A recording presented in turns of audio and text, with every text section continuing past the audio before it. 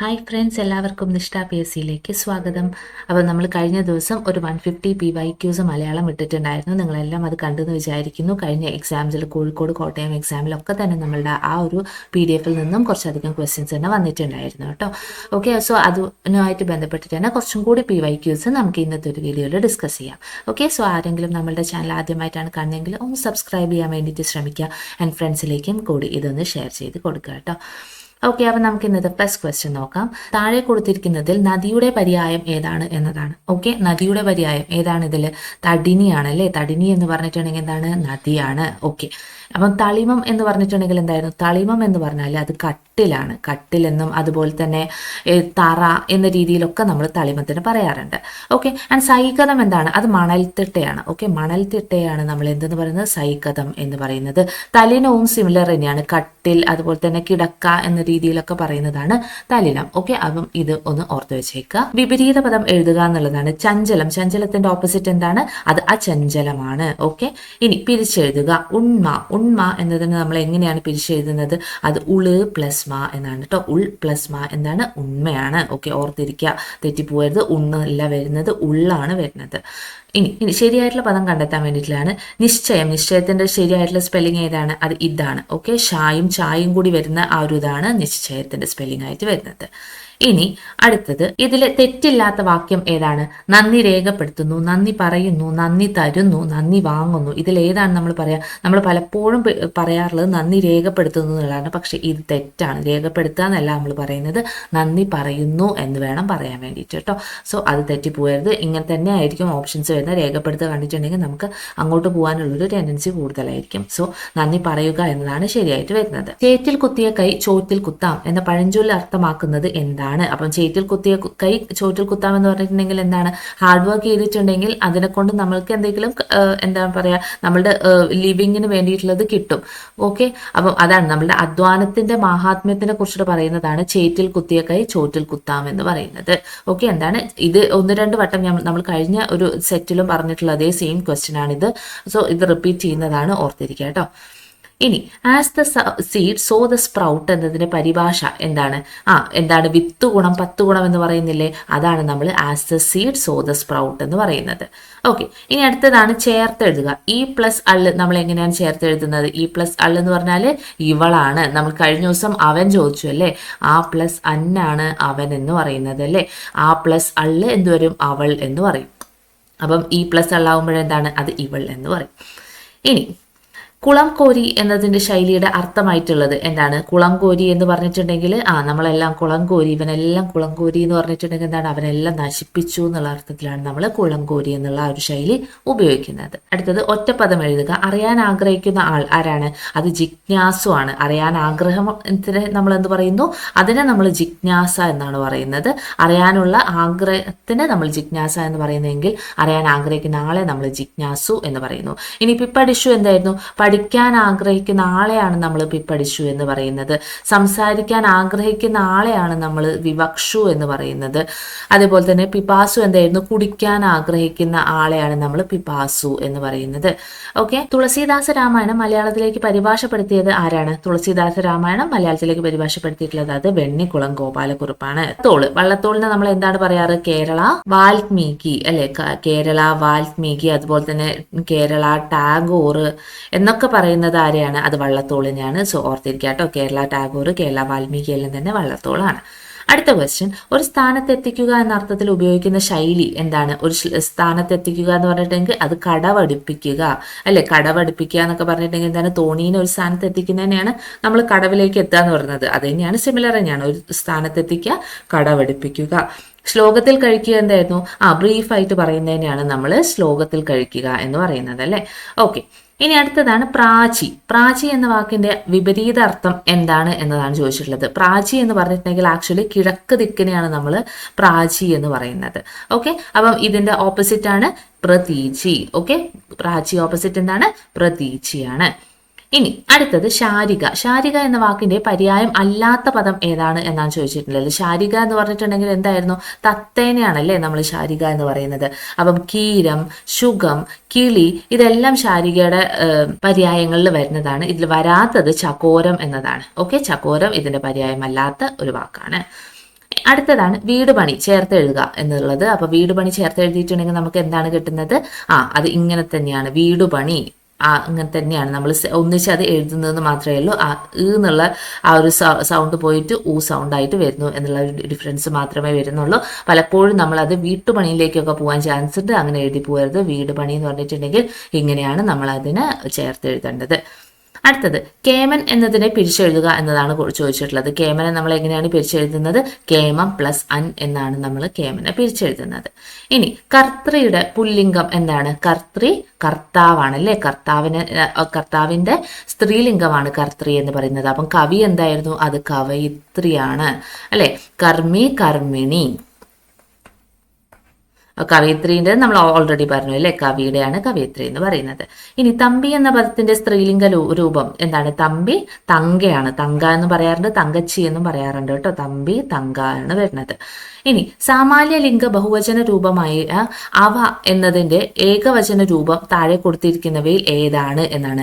അവ എന്ന് പറഞ്ഞിട്ടുണ്ടെങ്കിൽ അത് എന്നൊരർത്ഥത്തിലാണ് നമ്മൾ യൂസ് ചെയ്യുന്നത്. സോ അതിന്റെ അവ എന്നതിന്റെ ഏകവചന രൂപം എന്താണ്? അത്. അവ എന്ന് പറഞ്ഞിട്ടുണ്ടെങ്കിൽ കുറെ എണ്ണത്തിനെ റെപ്രസെന്റ് ചെയ്തുകൊണ്ട് പറയാണ് അവയെല്ലാം ഇങ്ങനെയാണ് എന്ന് പറയുമ്പോൾ എന്താണ്? കുറെ സാധനത്തിനെ റെപ്രസെന്റ് ചെയ്തുകൊണ്ടാണ് നമ്മൾ അവ എന്നുള്ളത് പറയുന്നത്. അത് ഒന്നിനെ മാത്രമായിട്ട് പറയുകയാണെങ്കിൽ അത് അങ്ങനെയാണ്. അപ്പൊ ഒന്നിനെ മാത്രമായിട്ടാണ് നമ്മൾ അവിടെ റെപ്രസെന്റ് ചെയ്യുന്നത്.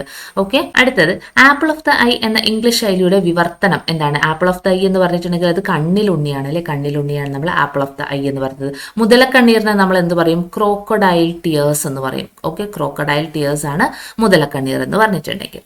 ഓക്കെ. അടുത്തത് കൊച്ചി കണ്ടവൻ അച്ചി വേണ്ട എന്ന ചൊല്ലിന്റെ അർത്ഥം എന്താണ്? അത് കൊച്ചിയുടെ മഹാത്മ്യത്തിനെ കാണിക്കുന്ന ഒരു ചൊല്ലാണ് കൊച്ചി കണ്ടവൻ അച്ചി വേണ്ട എന്ന് പറയുന്നത്. ഇത് കഴിഞ്ഞ സെറ്റിൽ റിപ്പീറ്റഡ് ക്വസ്റ്റ്യൻ ആണ് കേട്ടോ. ഇനി മടിശീല എന്നത് ചേർത്ത് എഴുതിയാലുണ്ടെങ്കിൽ എന്ത് വരും?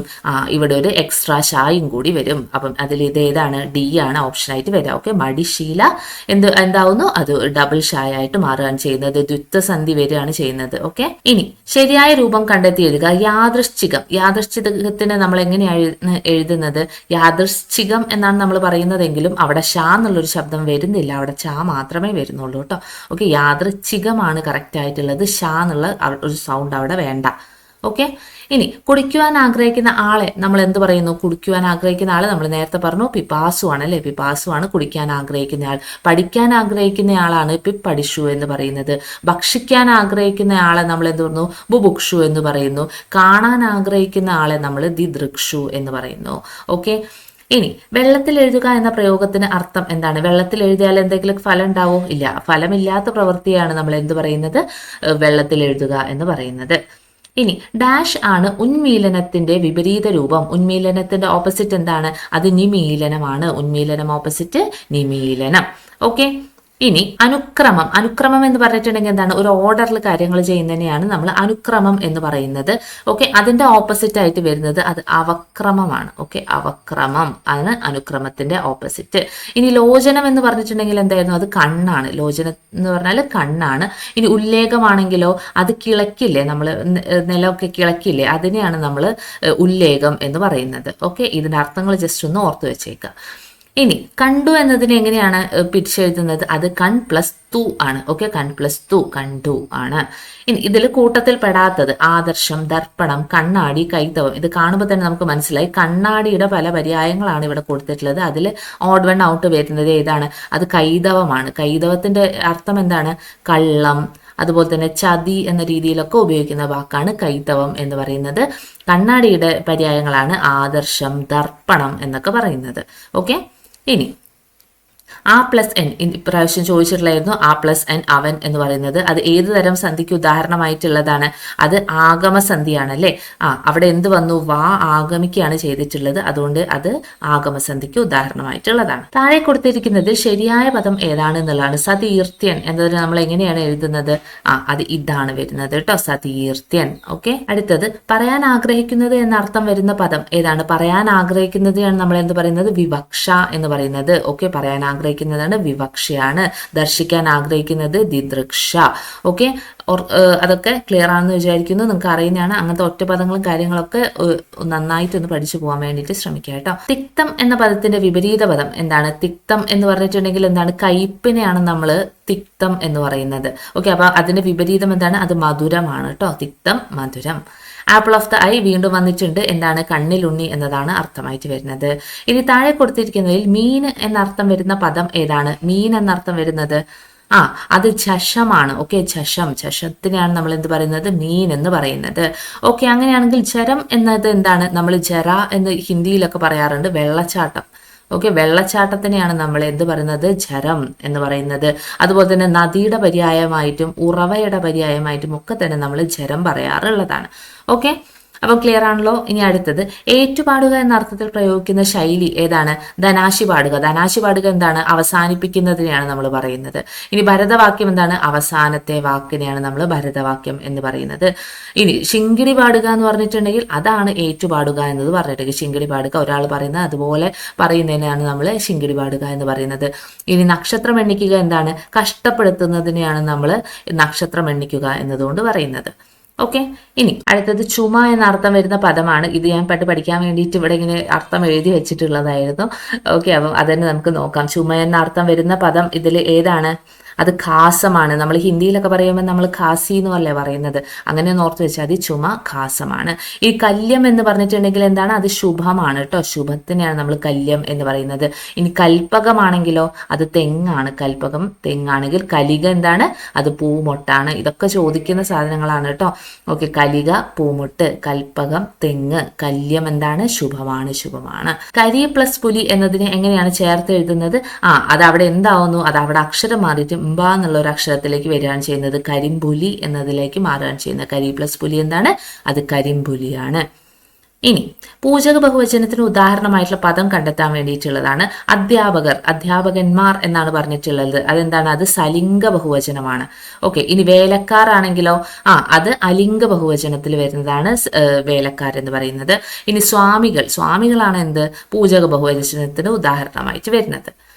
ഇനി വെയിൽ നാളം എന്ന പദത്തിനെ വിപുലീകരിച്ച് പറയുന്നത് എങ്ങനെയാണ്? വെയിൽ നാളത്തിന് നമ്മൾ എന്താ പറയാ? വെയിലിന്റെ നാളം ആണ് വെയിൽ നാളം. അപ്പൊ ഓപ്ഷൻ എ ആണ് ഇവിടെ ആൻസർ ആയിട്ട് വരുന്നത്. ഇനി ഇതിൽ ശരിയായിട്ടുള്ള പദം കണ്ടെത്തുക എന്നുള്ളതാണ്. അനുഗ്രഹീതത്തിന് നമ്മൾ എങ്ങനെയാണ് പറയുന്നത്? അനുഗൃഹീതമാണ്. നമ്മളുടെ വീട് എന്നർത്ഥം വരുന്ന ഗൃഹം ഇല്ലേ, അതാണ് നമ്മൾ യൂസ് ചെയ്യുന്നത്, അനുഗൃഹീതം. ഓക്കെ, അനുഗൃഹീതമാണ്, അനുഗ്രഹീതം. ഇനി നമ്പ്യാർ എന്ന പദത്തിന്റെ സ്ത്രീലിംഗം എന്താണ്? നമ്പ്യാർ നങ്ങ്യാരാണ് അല്ലെ. നമ്പ്യാർ എന്താണ്? നങ്ങ്യാറാണ് ഇത് സ്ത്രീലിംഗമായിട്ട് വരുന്നത്. ഇനി അന്തസത്ത എന്നതിനെ പിരിച്ചെഴുതിയിട്ടുണ്ടെങ്കിൽ എന്ത് വരുന്നു? ആദ്യം ഈ ഒരു സംഭവം ഇവിടെ വരുന്നുണ്ട്. അന്തഹ പ്ലസ് സത്ത എന്ന രീതിയിലാണ് നമ്മൾ എഴുതുന്നത്. ഓക്കെ, അന്തസത്ത. അടുത്തത് ശരിയായ വാക്യം കണ്ടെത്തുക എന്നതാണ്. എൻ്റെ കൂടെ ജോലി ചെയ്യുന്ന ഒരു സഹപ്രവർത്തകനെ യാത്രാമധ്യേ കണ്ടുമുട്ടി. അങ്ങനെ പറയൂ. എൻ്റെ കൂടെ ജോലി ചെയ്യുന്ന ആളെ തന്നെയാണ് നമ്മൾ എന്ത് പറയുന്നത്? സഹപ്രവർത്തകൻ എന്ന് പറയുന്നത്. അപ്പൊ രണ്ടും കൂടി ഇവിടെ പറയേണ്ട ആവശ്യമില്ല. ഇനി യാത്രാമധ്യേ എൻ്റെ കൂടെ ജോലി ചെയ്യുന്ന അങ്ങനെയും വേണ്ട. എൻ്റെ കൂടെ ജോലി ചെയ്യുന്ന സഹപ്രവർത്തകൻ എന്ന് വീണ്ടും പറയുന്നു, അതും വേണ്ട. യാത്രാമധ്യേ എൻ്റെ കൂടെ ജോലി ചെയ്യുന്ന ഒരാളെ കണ്ടുമുട്ടി, അതും പറയാൻ പറ്റില്ല. ഇനി എൻ്റെ ഒരു സഹപ്രവർത്തകനെ യാത്രാമധ്യേ കണ്ടുമുട്ടി, ഇതാണ് ശരിയായിട്ട് നമുക്ക് പറയാൻ പറ്റുന്ന വാക്ക്. ഓക്കെ, ഇനി പുരോഗതി എന്ന പദത്തിന്റെ വിപരീതം എന്താണ്? പുരോഗതി പശ്ചാത്ഗതിയാണ്. പുരോഗതി ഓപ്പോസിറ്റ് എന്താണ്? പശ്ചാത്ഗതി. ഇനി കാടും പടലും തല്ലുക എന്ന ശൈലിയുടെ അർത്ഥം, ഇതിന് ഇംഗ്ലീഷ് എന്താണ്? ബീറ്റ് അറൗണ്ട് ദ ബുഷ് എന്ന് നമ്മൾ പറയും. ഓക്കെ, ബീറ്റ് അറൗണ്ട് ദ ബുഷിന്റെ ഇംഗ്ലീഷാണ്, മലയാളമാണ് ഇവിടെ കൊടുത്തിട്ടുള്ളത്. അതിന്റെ അർത്ഥം എന്താണ്? അപ്രസക്തമായത് പ്രതിപാദിക്കുന്നതിനെയാണ് നമ്മൾ എന്ത് പറയുന്നത്? ബീറ്റ് അറൗണ്ട് ദ ബുഷ് അല്ലെങ്കിൽ കാടും പടലവും തല്ലുക എന്നതൊക്കെ പറയുന്നത്. ഓക്കെ, ഇനി വിദ്യുത് പ്ലസ് ശക്തി എന്നതിനെ ചേർത്ത് എഴുതിയിട്ടുണ്ടെങ്കിൽ അതെന്താവും? അത് വിദ്യുത് ശക്തി എന്നായിട്ട് മാറുകയാണ് ചെയ്യുന്നത്. ഷാ പോകുന്നു, അവിടെ ചാ വരികയാണ് ചെയ്യുന്നത് കേട്ടോ, വിദ്യുത് ശക്തി. ഇനി ശരിയായ വിവർത്തനം കണ്ടെത്തുക എന്നതാണ്. The blood of the revolutionaries cost through the street. അപ്പൊ ബ്ലഡ്, രക്തം, റെവല്യൂഷണറീസ് നമ്മൾ വിപ്ലവകാരികൾ. കോസ്റ്റ് എന്ന് പറഞ്ഞിട്ടുണ്ടെങ്കിൽ എന്താണ്? ഒഴുകുക എന്ന അർത്ഥത്തിലാണ് നമ്മൾ കോസ്റ്റ് എന്ന് പറയുന്നത്. അപ്പം എന്താണ്? വിപ്ലവകാരികളുടെ രക്തം തെരുവിലൂടെ ഒഴുകി എന്നതാണ് ഇതിന്റെ ശരിയായിട്ടുള്ള വിവർത്തനം വരുന്നത്. ഓക്കെ, ഇനി അടുത്തത് പുല്ല് എന്നർത്ഥം വരുന്ന പദം കണ്ടെത്തുക എന്നുള്ളതാണ്. ഓക്കെ, പുല്ല് എന്നർത്ഥം വരുന്നത് ഏതൊക്കെയാണ്? ഘൃതം എന്ന് പറഞ്ഞിട്ടുണ്ടെങ്കിൽ എന്താണ്? നെയ്യ്, അമൃത് എന്ന രീതിയിലൊക്കെ നമ്മൾ യൂസ് ചെയ്യുന്ന വാക്കാണ് ഘൃതം എന്ന് പറയുന്നത്. ഇനി ഋണമാണെങ്കിലോ, ഋണം എന്ന് പറഞ്ഞിട്ടുണ്ടെങ്കിൽ അത് ജലത്തിന്റെ പര്യായമായിട്ടും അതുപോലെ തന്നെ ഭൂമിയുടെ പര്യായമായിട്ടും ഒക്കെ യൂസ് ചെയ്യുന്ന ഒരു വാക്കാണ് ഋണം എന്ന് പറയുന്നത്. ഇനി ഘൃണം എന്താണ്? അത് പകൽ, വെയിൽ എന്ന രീതിയിലൊക്കെയാണ് ഘൃണം എന്ന വാക്കിന്റെ അർത്ഥം വരുന്നത്. അപ്പൊ പുല്ല് എന്ന അർത്ഥത്തിൽ വരുന്ന ഏതാണ്? അത് തൃണമാണ് കേട്ടോ. തൃണം എന്താണ്? പുല്ലാണ്. അടുത്തത് അകത്ത് കടത്തുക എന്ന ശൈലിയുടെ അർത്ഥം എന്താണ്? അകത്ത് കടത്തുക എന്ന് പറഞ്ഞിട്ടുണ്ടെങ്കിൽ അത് പ്രവേശിക്കുക എന്ന അർത്ഥത്തിലാണ് നമ്മൾ അകത്ത് കടത്തുക എന്ന് പറയുന്നത്. അകത്ത് കടത്തുക, പ്രവേശിക്കുക. ഇനി ദ്രുതം എന്ന പദത്തിന്റെ വിപരീതം എന്താണ്? ദ്രുതം. ദ്രുതം എന്ന് പറഞ്ഞിട്ടുണ്ടെങ്കിൽ സ്പീഡിൽ പോകുന്നതിനെയാണ് നമ്മൾ ദ്രുതം എന്ന് പറയുന്നത്. അപ്പൊ അതിന്റെ ഓപ്പോസിറ്റ് എന്തായിരിക്കും? അത് മന്ദമാണ്. ഓക്കെ, ദ്രുതം ഓപ്പോസിറ്റ് മന്ദമാണെങ്കിൽ അമരം എന്തായിരുന്നു? അണിയമാണ്. ഓക്കെ, അമരം അണിയം. ഇനി നെന്മണി എന്ന പദം പിരിച്ചെഴുതിയിട്ടുണ്ടെങ്കിൽ അതെങ്ങനെയാണ്? അത് നെല് പ്ലസ് മണി എന്നാണ് നെന്മണി. ഓക്കെ, നെല് പ്ലസ് മണി ചേർത്ത് എഴുതുമ്പോഴാണ് അത് നെന്മണി എന്ന് വരുന്നത്. ഇനി ശത്രു എന്ന പദത്തിന്റെ പര്യായമായിട്ട് വരുന്നത് ഏതൊക്കെയാണെന്നുള്ളതാണ്. രുതിരം എന്ന് പറഞ്ഞിട്ടുണ്ടെങ്കിൽ എന്താണ്? രക്തത്തിനെയാണ് നമ്മൾ രുതിരം എന്ന് പറയുന്നത് അല്ലെ. ഇനി വൈഖരി ആണെങ്കിലോ, വൈഖരി നമ്മൾ ഉച്ചാരണ ശബ്ദമൊക്കെ ഉണ്ടാവുമല്ലോ, അതിനെയാണ് നമ്മൾ വൈഖരി എന്ന് പറയുന്നത്. ഇനി വൈരി ആണെങ്കിൽ എന്താണ്? അതാണ് ശത്രു അല്ലെ. വൈരി ശത്രുവാണ്. ഇനി മഖം ആണെങ്കിൽ എന്താണ്? അത് യാഗം ഉണ്ടാവുമല്ലോ, യാഗത്തിനെയാണ് നമ്മൾ മഖം എന്ന് പറയുന്നത്. ഓക്കെ, അപ്പൊ ഇതിന്റെ ഒക്കെ അർത്ഥങ്ങൾ നോക്കുക. രുതിരം എന്താണ്? രക്തമാണ്. വൈഖരി ഉച്ചാരണ ശബ്ദത്തിനെയാണ് നമ്മൾ എന്ത് പറയുന്നത്?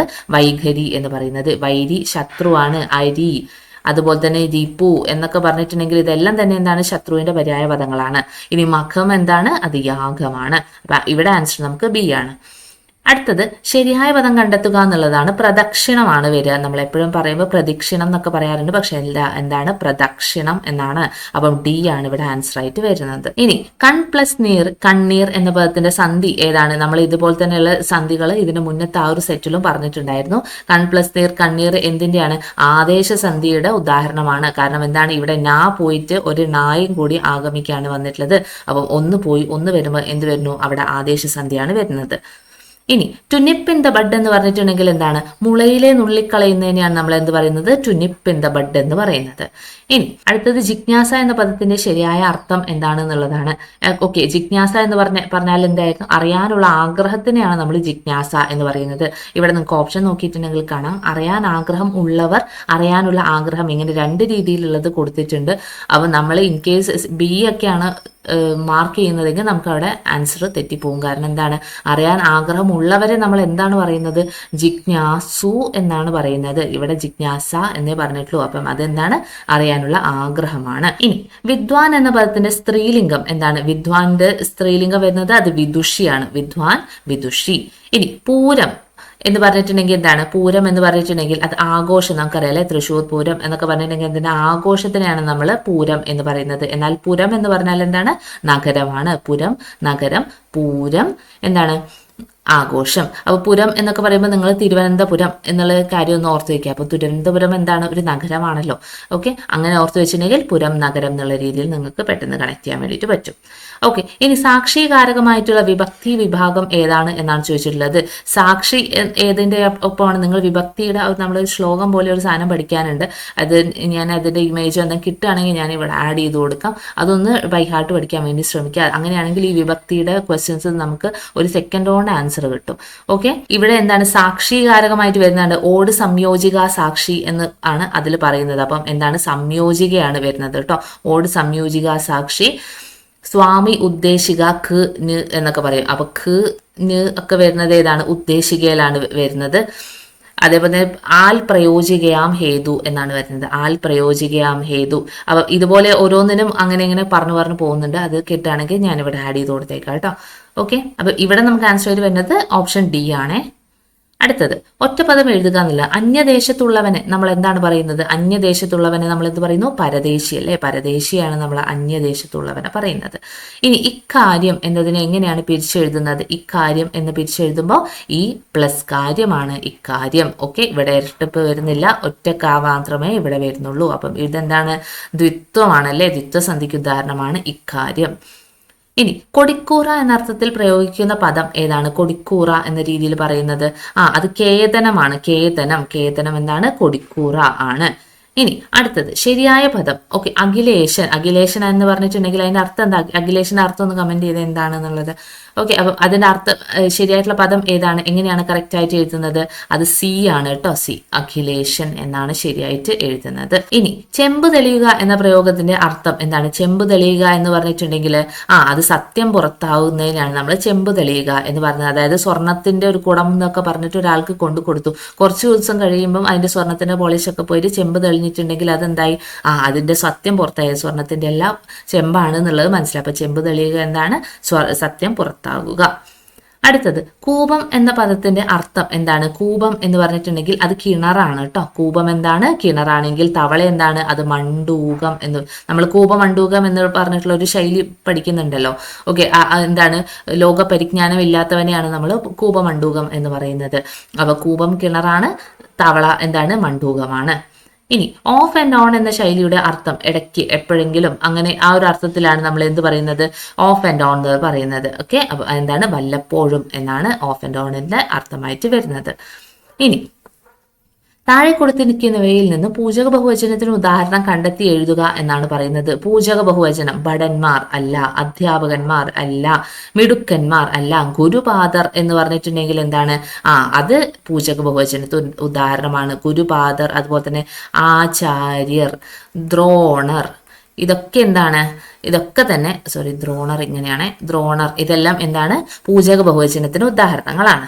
ഇനി അനലൻ എന്ന വാക്കിന്റെ പര്യായപദം എന്താണ്? അനലൻ. അനലൻ എന്താണ്? തീയാണ്. ഓക്കെ, അപ്പം കാറ്റ് എന്തായിരുന്നു? അത് അനിലനാണ്. ഓക്കെ, അനിലനാണ് കാറ്റ്, അനലൻ തീയാണ്. ഇനി പടി കടത്തുക എന്ന ശൈലിയുടെ അർത്ഥമായിട്ട് വരുന്നത് എന്താണ്? പടി കടത്തുക എന്ന് പറഞ്ഞിട്ടുണ്ടെങ്കിൽ പുറത്താക്കുക. നമ്മൾ നേരത്തെ പറഞ്ഞിട്ടുണ്ടെങ്കിൽ അകത്ത് കടത്തുക എന്ന് പറഞ്ഞാൽ പ്രവേശിപ്പിക്കുകയാണ്. അപ്പൊ പടി കടത്തുക എന്ന് പറഞ്ഞിട്ടുണ്ടെങ്കിൽ അത് പുറത്താക്കുകയാണ്. ഇനി താഴെ കൊടുത്തിരിക്കുന്നവയിൽ നിന്നും ശരിയായിട്ടുള്ള പദം കണ്ടെത്തുക എന്നാണ് പറഞ്ഞിട്ടുള്ളത്. പ്രായശ്ചിത്തം. പ്രായശ്ചിത്തം എന്താണ് അതിന്റെ ശരിയായിട്ടുള്ള സ്പെല്ലിംഗ് ആയിട്ട് വരുന്നത്? അത് ഇതാണ്, എ ആണ് വരുന്നത്. ഓക്കെ, ഷായും ചായും വരുന്ന ആ ഒരു ഇതാണ് ഇവിടെ നമ്മൾ യൂസ് ചെയ്യുന്നത്. പ്രായശ്ചിത്തം ആണ്. ഓക്കെ, പ്രായശ്ചിത്തം. അടുത്തത് പൂത്തട്ടം എന്ന പദം പിരിച്ചെഴുതുമ്പോൾ എങ്ങനെയാണ് വരുന്നത്? പൂത്തട്ടം എന്നത് എങ്ങനെയാവുന്നു? അത് പൂ പ്ലസ് തട്ടം എന്ന രീതിയിലാണ് പറയുന്നത്. അപ്പം എ ആണ് ആൻസർ ആയിട്ട് വരുന്നത്. പൂ പ്ലസ് തട്ടമാണ്. ഇനി പുല്ലിംഗ പദം അല്ലാത്തത് കണ്ടെത്തി എഴുതുക എന്നാണ് പറഞ്ഞിട്ടുള്ളത്. അവൻ. അവൻ എന്ന് പറഞ്ഞാൽ എന്താണ്? പുല്ലിംഗമാണ്. ഈ സമർത്ഥൻ, സമർത്ഥൻ ആണ് സ്ത്രീലിംഗത്തിൽ നമ്മൾ സമർത്ഥ എന്ന് പറയുന്നു. അപ്പം അതുമല്ല. കേമൻ, കേമി എന്ന് പറയുന്നു, അതുമല്ല. ഇനി സമർത്ഥൻ അല്ല, സമർത്ഥ. സമർത്ഥ എന്താണ്? അത് പുല്ലിംഗ പദമല്ല, അത് സ്ത്രീലിംഗത്തിന്, സമർത്ഥന്റെ സ്ത്രീലിംഗമാണ് സമർത്ഥ എന്ന് പറയുന്നത്. അപ്പൊ ഇവിടെ ആൻസർ ആയിട്ട് വരുന്ന ഏതാണ്? സമർത്ഥയാണ്. അടുത്തത് കൈയാടിയെങ്കിലേ വായാടൂ എന്ന പഴഞ്ചൊല്ലിന്റെ അർത്ഥം എന്താണ്? കൈയാടിയെങ്കിലേ വായാടൂ എന്നാൽ നമ്മൾ കൈകൊണ്ട് എന്തെങ്കിലും ഹാർഡ് വർക്ക് ചെയ്തിട്ടുണ്ടെങ്കിലേ നമ്മളുടെ വായിലേക്കുള്ള സംഭവങ്ങൾ, ആഹാരം വല്ലതും കിട്ടുള്ളൂ എന്ന രീതിയിലാണ് ഈ ഒരു പഴഞ്ചൊല്ല് പോകുന്നത്. അപ്പം എന്താണ്? അധ്വാനിച്ചാലേ ആഹാരത്തിനുള്ള വക കിട്ടൂ എന്നാണ് കൈയാടിയെങ്കിലേ വായാടൂ എന്ന പഴഞ്ചൊല്ലിന്റെ അർത്ഥമായിട്ട് വരുന്നത്. ഇനി ആമയം എന്ന വാക്കിന്റെ വിപരീതം എന്താണ്? ആമയം എന്ന് പറഞ്ഞിട്ടുണ്ടെങ്കിൽ അതിന്റെ ഓപ്പോസിറ്റ് നിരാമയം ആണ്. ദുഃഖം ഓപ്പോസിറ്റ് എന്താണ്? സുഖമാണ് അല്ലെ. അസ്വാസ്ഥ്യം എന്താണ്? സ്വാസ്ഥ്യമാണ്. അസ്വാസ്ഥ്യം ഓപ്പോസിറ്റ് സ്വാസ്ഥ്യം, ദുഃഖം ഓപ്പോസിറ്റ് സുഖം ഒക്കെയാണ്. അടുത്തത് തിരുവോണം. എപ്പോഴും ചോദിക്കുന്ന ഒരു സന്ധിയുടെ വരുന്നതാണ് തിരുവോണം എന്ന് പറയുന്നത്. തിരു പ്ലസ് ഓണമാണ് തിരുവോണം. അതിന്റെ സന്ധി ഏതാണ്? അപ്പം ഏതാണ് വരുന്നത്? അത് ആഗമസന്ധിയാണ്. അപ്പൊ തിരു പ്ലസ് ഓണം, അതിന്റെ ഒപ്പം എന്ത് വന്നു? ഒരു വാ അങ്ങോട്ട് ആഗമിക്കുകയാണ് ചെയ്തത്. ഇതും അവിടെ തന്നെ ഉണ്ട്, ഇതുണ്ട്, എല്ലാം അവിടെ തന്നെ ഉണ്ട്, ഒരു വാ മാത്രം അങ്ങോട്ട് വന്നു. അപ്പം അവിടെ എന്തായി? അത് ആഗമസന്ധിയായിട്ട് മാറി. ഇനി ഇൻ കേസ് ഒരു അക്ഷരം പോയിട്ട് അല്ലെങ്കിൽ ഒരു സൗണ്ട് പോയിട്ട് അതിന് പകരം ഒരു സൗണ്ട് വരികയാണെങ്കിൽ എന്തായിരുന്നു? അതായിരുന്നു ആദേശസന്ധി എന്ന് പറയുന്നത്. ഇരട്ടിക്കുമ്പോഴാണ് നമ്മൾ എന്ത് പറയുന്നത്? ദ്വിത്വസന്ധി എന്ന് പറയുന്നത്. രണ്ടും തമ്മിൽ ലോപിച്ച് ഒന്നാവുകയാണെങ്കിൽ എന്ത് പറയുന്നു? ഒരു മാറ്റങ്ങളും ഇല്ലാതെ അതിനെ നമ്മൾ ലോപസന്ധി എന്നും പറയുന്നു. ഇതൊക്കെ നമുക്ക് ക്ലിയർ ആയിരിക്കും എന്ന് വിചാരിക്കുന്നു കേട്ടോ. ഇനി അടുത്തത് ഏഷണി എന്ന അർത്ഥത്തിൽ പ്രയോഗിക്കുന്ന ശൈലി ഏതാണ് എന്നാണ്. പരദൂഷണം, ദൂഷണം, നാരദക്രിയ, നുണ. നമ്മൾ ഏഷണി എന്ന് കാണുമ്പോൾ തന്നെ നമ്മൾ പരദൂഷണത്തിനെ കൊണ്ട് കുത്തും. പക്ഷേ അവിടെ നമ്മൾ ക്വസ്റ്റ്യനിൽ മെയിൻ ആയിട്ടുള്ള ഒരു കീവേഡ് വിട്ടുപോവാണ്. ശൈലി എന്ന് ഇവിടെ ചോദിക്കുന്നുണ്ട്. അപ്പം ഏഷണി എന്നതിന്റെ ഒരു ശൈലിയാണോ പരദൂഷണം എന്ന് പറയുന്നത്? അല്ല, അതിന്റെ ഒരു പര്യായ പദം പോലെയാണ് പരദൂഷണം എന്നൊക്കെ പറയുന്നത്. അപ്പൊ ഇവിടെ ശൈലിയായിട്ട് പറയുന്ന ഏതാണ്? അത് നാരദക്രിയേനെയാണ് പറയുന്നത്. ഓക്കെ, അപ്പം ക്വസ്റ്റ്യൻ ഓർത്തിരിക്കുക, ട്രിക്കി ആയിട്ട് വരുന്നത് ക്വസ്റ്റ്യനിൽ തന്നെയായിരിക്കും. ഓക്കെ, ഇനി ഭിക്ഷു എന്ന പദത്തിന്റെ സ്ത്രീലിംഗം എന്താണ്? ഭിക്ഷു എന്റെ സ്ത്രീലിംഗമായിട്ടുള്ളത് അത് ഭിക്ഷുകി ആണ് കേട്ടോ. ഭിക്ഷു, ഭിക്ഷുകി. താഴെ പറയുന്നവയിൽ ദ്വന്ദ്വ സമാഹത്തിന് ഉദാഹരണം ഏതാ എന്നാണ് ചോദിച്ചിട്ടുള്ളത്. ദ്വന്ദ്വ സമാഹത്തിന് ഉദാഹരണം ഏതാണ്? അത് ഗജാശ്വങ്ങളാണ്. ഗജാശ്വങ്ങൾ. അപ്പം ഗജാശ്വങ്ങളെ നമുക്ക് എങ്ങനെ മീൻസ് ഘടകപദങ്ങളാക്കിയിട്ട് എഴുതാൻ പറ്റും? ഗജവും അശ്വവും, അതിനാണ് നമ്മൾ ഗജാശ്വങ്ങൾ എന്ന് പറയുന്നത്. അപ്പൊ ദ്വന്ദ്വ സമാഹം എ ആണ് ആൻസർ ആയിട്ട് വരിക. ഇനി ഋഷിയെ സംബന്ധിച്ചത് എന്നതിന്റെ ഒറ്റപ്പദം എന്താണ്? അത് ആർഷമാണ്. ഓക്കെ, ഋഷിയെ സംബന്ധിച്ചത് എന്താണ്? ആർഷം. വിയോഗം എന്ന വാക്കിന്റെ വിപരീതം എന്താണ്? വിയോഗത്തിന്റെ ഓപ്പോസിറ്റ് സംയോഗമാണ്. ഓക്കെ, വിജയം പരാജയമാണ് അല്ലെ? പരാജയം ആണ് വിജയത്തിന്റെ ഓപ്പോസിറ്റ്. സംയോഗം ഓപ്പോസിറ്റ് വിയോഗം. ഇനി കാടിയായാലും മൂടി കുടിക്കണം എന്ന പഴഞ്ചൊല്ലിന്റെ അർത്ഥം എന്താണ്? കാടിയായാലും മൂടി കുടിക്കണം. നമുക്ക് എന്ത് ഇല്ലായ്മ ഉണ്ടെങ്കിലും നമ്മൾ അത് മറ്റുള്ളവരെ അറിയിക്കരുത്. അതാണ് അതിന്റെ അർത്ഥമായിട്ട് വരുന്നത്. അതായത് ഇല്ലായ്മ മറ്റുള്ളവരെ അറിയിക്കരുത്. ഓപ്ഷൻ എ ആണ് ആൻസർ. താഴെ പറയുന്നവയിൽ പക്ഷിയുടെ പര്യായം ഏതാണ് എന്നാണ് ചോദിച്ചിട്ടില്ലെങ്കിൽ ഉരകം. ഉരകം എന്താണ്? പക്ഷിയല്ല, നമുക്കറിയുന്നതാണ്. നാഗം അല്ല, പാമ്പിനെയാണ് നമ്മൾ നാഗം എന്ന് പറയുന്നത്, അതുമല്ല. ഗൗളി, അതുമല്ല. അത് കുറച്ച് സിമ്പിൾ ആയിട്ടുള്ള സാധനമായിരുന്നു. പക്ഷിയുടെ പര്യായം ഖഗമാണ് കേട്ടോ. ഖഗം ആണ് പക്ഷിയുടെ പര്യായമായിട്ട് വരുന്നത്. ഇനി താഴെ പറയുന്നവയിൽ പൂജക ബഹുവചനത്തിന് ഉദാഹരണം ഏതാണ്? വിദ്യാർത്ഥികൾ അല്ല, ദ്രോണർ. നമ്മൾ നേരത്തെ പറഞ്ഞല്ലേ, ദ്രോണറാണ് ഇവിടെ പൂജക ബഹുവചനത്തിന് ഉദാഹരണങ്ങളായിട്ട് വരുന്നത്. ഇനി ഇതിന്റെ പരിഭാഷ കണ്ടെത്തുക എന്നതാണ്. Whatever you do they will continue to be poor. To the poor എന്നല്ല, ടു ബി പുവർ എന്നാണ് കേട്ടോ. Whatever you do they will continue to be poor. അപ്പൊ എന്താണ്? നിങ്ങൾ എന്തൊക്കെ ചെയ്താലും അവർ ദരിദ്രരായി തുടരും. Okay, whatever you do, നിങ്ങൾ എന്തൊക്കെ ചെയ്താലും they will continue to be poor, അവർ ദരിദ്രരായിട്ട് തുടരും. അടുത്തത് താഴെ പറയുന്ന വാക്യത്തിന്റെ തെറ്റ് തിരുത്തി എഴുതുക എന്നാണ് പറഞ്ഞിട്ടുള്ളത്. വാക്യം എന്താണ്? പ്രസംഗത്തിനിടയിൽ മദ്യം ഉപയോഗിക്കുന്നത് ശിക്ഷാർഹമാണെന്ന് മന്ത്രി ഉദ്ബോധിച്ചു. അദ്ദേഹം പ്രസംഗിച്ചുകൊണ്ടിരിക്കുമ്പോൾ അതൊരു സ്റ്റേറ്റ്മെന്റ് ആയിട്ട് പറയുന്നതാണ്. ആക്ച്വലി എന്താണ്? മദ്യം ഉപയോഗിക്കരുത് എന്ന് പറഞ്ഞിട്ടാണ്. പക്ഷെ ഇത് പ്രസംഗത്തിനിടയിൽ മദ്യം അടിക്കരുത് എന്നുള്ള കാര്യമല്ല പറയുന്നത്. ഇപ്പൊ ഈ സെന്റൻസ് വായിക്കുമ്പോൾ നമുക്ക് ആക്ച്വലി ആ ഒരു അർത്ഥമാണ് കിട്ടുന്നത്. അപ്പൊ നമുക്ക് അത് കറക്റ്റ് ആയിട്ടുള്ള അർത്ഥത്തിലേക്ക് എങ്ങനെ എഴുതാൻ പറ്റും? മദ്യം പ്രസംഗത്തിനിടയിൽ ഉപയോഗിക്കരുതെന്ന് മന്ത്രി ഉദ്ബോധിച്ചു. ഇതിന്റെ സെയിം അർത്ഥം തന്നെയാണ് ഇവിടെയും കിട്ടുന്നത്. അപ്പൊ ഇതല്ല. ഇനി മദ്യം ഉപയോഗിക്കുന്നത് ശിക്ഷാർഹമാണെന്ന് മന്ത്രി പ്രസംഗത്തിനിടയിൽ ഉദ്ബോധിച്ചു. അതാണ് ഇവിടെ കറക്റ്റ് ആയിട്ട് വരിക കേട്ടോ. മദ്യം ഉപയോഗിക്കുന്നത് ശിക്ഷാർഹമാണെന്ന് മന്ത്രി എപ്പോ പറഞ്ഞു? പ്രസംഗത്തിനിടയിൽ പറഞ്ഞു. ഇനി ശരിയായ വാക്യം തിരഞ്ഞെടുക്കുക എന്നാണ് പറഞ്ഞിട്ടുള്ളത്. ശരിയായ വാക്യം, അവർ രണ്ടുപേരും കൂടി ഒരുമിച്ച് വന്നു. രണ്ടുപേരും എന്ന് പറയുമ്പോൾ അവിടെ കൂടി എന്ന് പറയേണ്ട ആവശ്യമില്ല. അപ്പൊ ഇത് വേണ്ട. അവർ രണ്ടുപേരും ഒരുമിച്ച് വന്നു. അതൊക്കെയാണ്. അപ്പം അവർ രണ്ടുപേരും ഒരുമിച്ച് വന്നു എന്ന് പറയുന്നത് അത് അവിടെ കറക്റ്റ് ആണ്. രണ്ടുപേരും ഒപ്പം വന്നു എന്ന് പറയോ? ഇല്ല, അങ്ങനെ പറയില്ല. രണ്ടുപേരും കൂടി ഒപ്പം, ഇത് വളരെ വലിയ റെപ്പറ്റീഷൻ വരുന്നുണ്ട്. അപ്പം ഇങ്ങനെയും പറയില്ല. അപ്പം നമുക്ക് ബി ആണ് ഇവിടെ ആൻസർ ആയിട്ട് വരുന്നത്. ഇനി ആൻ ആപ്പിൾ ഓഫ് ഡിസ്കോർഡ്, ഈ ശൈലിയുടെ സമാനമായിട്ടുള്ള തർജിമ എന്താണ്? ആപ്പിൾ ഓഫ് ഡിസ്കോർഡ് എന്ന് പറഞ്ഞിട്ടുണ്ടെങ്കിൽ എന്താണ്? Point of disagreement. നമുക്ക് ഇംഗ്ലീഷിലും ഈ ഒരു സാധനം നമുക്ക് പലപ്പോഴും ചോദിച്ചു കാണാറുള്ളതാണ്. പോയിന്റ് ഓഫ് ഡിസഗ്രിമെന്റിനെയാണ് നമ്മൾ എന്ത് പറയുന്നത്? ആപ്പിൾ ഓഫ് ഡിസ്കോർഡ് എന്ന് പറയുന്നത്. അപ്പം എന്താണ്? കലഹത്തിനുള്ള കാരണത്തിന്, അതാണ് ആപ്പിൾ ഓഫ് ഡിസ്കോർഡ് എന്ന് പറഞ്ഞിട്ടുണ്ടെങ്കിൽ. ഇനി ഒറ്റപ്പദം എഴുതുക. മനസ്സിനെ രമിപ്പിക്കുന്നതിന് നമ്മൾ എന്ത് പറയുന്നു? നമുക്ക് അതേ പേരിൽ ഒരു പത്രമുണ്ട്. ഓക്കെ, മനസ്സിനെ രമിപ്പിക്കുന്ന പത്രം ഏതാണ്? മനോരമയാണ്. ഓക്കെ, മനസ്സിനെ രമിപ്പിക്കുന്നതിന് നമ്മൾ എന്ത് പറയുന്നു? മനോരമ എന്ന് പറയുന്നു. ഓക്കെ, ഇനി ഉദ്യോഗ സംബന്ധമായത് എന്ന വാക്കിന്റെ ഒറ്റപ്പദം എന്താണ്? ഉദ്യോഗ സംബന്ധമായത് എന്നതിന് നമ്മൾ എന്ത് പറയുന്നു? ഔദ്യോഗികം എന്നാണ് പറയുന്നത്. ഉദ്യോഗ സംബന്ധമായത് എന്താണ്? ഔദ്യോഗികം. ഇനി പുരോഗതി എന്ന പദത്തിന്റെ വിപരീത പദം എന്താണ്? പുരോഗതി. പുരോഗതി അധോഗതി. നമ്മൾ നേരത്തെ ഒന്ന് പറഞ്ഞിട്ടുണ്ടായിരുന്നു പുരോഗതി പശ്ചാത്ഗതി, രണ്ടും പറയാറുണ്ട്. പുരോഗതി പശ്ചാത്ഗതിയും പറയാറുണ്ട്, അധോഗതിയും പറയാറുണ്ട്. സോ അത് ഓർത്തിരിക്കുക കേട്ടോ. ഇനി അധികം എന്ന പദത്തിന്റെ വിപരീതം ആയിട്ടുള്ളത് എന്താണ്? അധികം, കൂടുതൽ. അതിന്റെ ഓപ്പോസിറ്റ് കുറവ്, ന്യൂനം. സി ആണ് ആൻസർ ആയിട്ട് വരുന്നത്. അടുത്തത് യാതൊരു പ്രയോജനവും ആർക്കും ലഭിക്കാത്ത തരത്തിലുള്ള പ്രവൃത്തി. ഈ അർത്ഥം വരുന്ന പഴഞ്ചൊല്ല് കണ്ടെത്തി എഴുതുക. എന്താണ്? യാതൊരു പ്രയോജനവും ആർക്കും ലഭിക്കാത്ത തരത്തിലുള്ള പ്രവൃത്തി എന്ന രീതിയിൽ എന്താ പറയുന്നത്? പുര കത്തുമ്പോൾ വാഴ വെട്ടുക. അതല്ല, അത് നമുക്ക് ഒരാൾക്ക് കഷ്ടപ്പാടുള്ള സമയത്ത് നമ്മൾ ലാഭം ഉണ്ടാക്കാൻ ശ്രമിക്കുന്നതിനെയാണ് നമ്മൾ പുര കത്തുമ്പോൾ വാഴ വെട്ടുക എന്ന് പറയുന്നത്. കടലിൽ കായം കലക്കിയ പോലെ, അതാണ് എന്ത്? യാതൊരു പ്രയോജനവും ആർക്കും ലഭിക്കാത്ത പ്രവൃത്തി. കടലിൽ കായം കലക്കിയിട്ട് വല്ല ഉപയോഗമുണ്ടോ? ഇല്ല. അപ്പൊ ഇവിടെ ബി ആണ് ഇവിടെ ആൻസർ ആയിട്ട് വരുന്നത്. ഉണ്ട ചോറിൽ കല്ലിടുക എന്ന് പറഞ്ഞിട്ടുണ്ടെങ്കിൽ എന്താണ്? നന്ദികേട് കാട്ടുന്നതിനെയാണ് നമ്മൾ ഉണ്ട ചോറിൽ കല്ലിടുക എന്നതുകൊണ്ടും ഉദ്ദേശിക്കുന്നത്. ഇനി അല്പന അർത്ഥം കിട്ടിയാൽ അർദ്ധരാത്രിയും കുട പിടിക്കും. എന്താണ്? നമ്മൾ കുറച്ച് എന്തെങ്കിലും കുറച്ച് പൈസയും കാര്യങ്ങളൊക്കെ ആയിട്ടുണ്ടെങ്കിൽ നമ്മൾ വന്ന വഴിയൊക്കെ മറന്ന് നമ്മളെ സംഭവങ്ങളെ മാറ്റി ഇതാക്കുന്നതിനാണ് നമ്മൾ എന്ത് പറയുന്നത്? അല്പനാർത്ഥം കിട്ടിയാൽ അർദ്ധരാത്രിയിലും കുട പിടിക്കും എന്ന് പറയുന്നത്. ഓക്കെ, ഇവിടെ അർത്ഥം എന്നതുകൊണ്ട് ഉദ്ദേശിക്കുന്നത് എന്താണ്? ധനമാണ് കേട്ടോ. ധനമാണേ പറയുന്നത്. ഇനി ഒറ്റപ്പദം എഴുതുക. ദർശനത്തെ സംബന്ധിച്ചതിന് നമ്മൾ എന്ത് പറയുന്നു? ദർശനത്തെ സംബന്ധിച്ചതിനാണ് ദാർശനികം എന്ന് പറയുന്നത്. ഓക്കെ, ഇതിനൊക്കെ സ്പെല്ലിങ്ങൾ നോക്കി നോക്കിയാൽ ദാർശനികമാണ് എന്ത്? ദർശനത്തെ സംബന്ധിച്ചത്. ഇനി ആഹ്ലാദത്തെ പ്രദാനം ചെയ്യുന്നത് എന്ന പദത്തിന്റെ സമാന പദം എന്താണ്? ആഹ്ലാദത്തെ പ്രദാനം ചെയ്യുന്നതാണ് ഏത്? ആഹ്ലാദപ്രദം. ഓക്കെ, ആഹ്ലാദപ്രദമാണ്. ഇനി പൊൻ പ്ലസ് കുടം എന്നതിനെ ചേർത്ത് എഴുതുമ്പോൾ അതെന്താവും? അവിടെ ഒരു ഡിഫറൻസ് വരുന്നത് എന്താണ്? എന്നുള്ള സാധനം പോയിട്ട് അവിടെ എല്ല് വരികയാണ് ചെയ്യുന്നത്. പൊൽക്കുടമാണ് വരുന്നത്.